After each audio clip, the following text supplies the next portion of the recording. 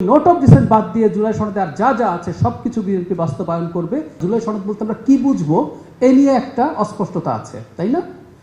BNP repeatedly বলেছে সংসদ ভবনের প্লাজায় যেদিন স্বাক্ষরিত হয়েছে তারিখটা সম্ভবত 17 বা 18 অক্টোবর তারিখ বলে বিএনপি বলে যে ওই তারিখে স্বাক্ষরিত জুলাই সনদ বিএনপি বাস্তবায়ন করবে। ওই একই জায়গায় বিএনপি আছে, সেটার জন্য যা যা করা প্রয়োজন সব কিছু করছে। ওটার মানেটা হচ্ছে ওখানে বিএনপির কিছু জায়গায় নোট অফ ডিসেন্ট ছিল।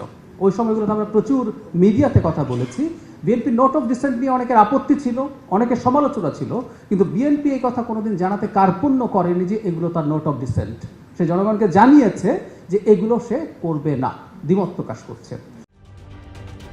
ঢালাইয়ে দৃঢ়তা, নির্মাণে নিশ্চয়তা, প্রিমিয়ার সিমেন্ট, ঢালাইয়ের রাজা।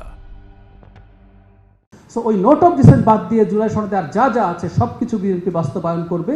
এর মধ্যে একটা বড় আলোচনা হচ্ছে সংবিধান সংশোধন নিয়ে। আপনারা জানেন এটার জন্য একটা কমিটি তৈরি করা হয়েছে, ওইটার প্রথম বৈঠক হয়েছে এবং এটা চলমান থাকবে। আমি রিপিট করছি, স্বাক্ষরিত জুলাই সনদ উইথ নোট অফ ডিসেন্টস। বিএনপির বক্তব্য এটাই ছিল, অন্যান্য দলেরও তো নোট অফ ডিসেন্ট ছিল, তারা যদি ক্ষমতায় আসতেন তারা তাদের নোট অফ ডিসেন্ট বাদ দিয়ে বাকিগুলো সংস্কার করে ফেলতেন।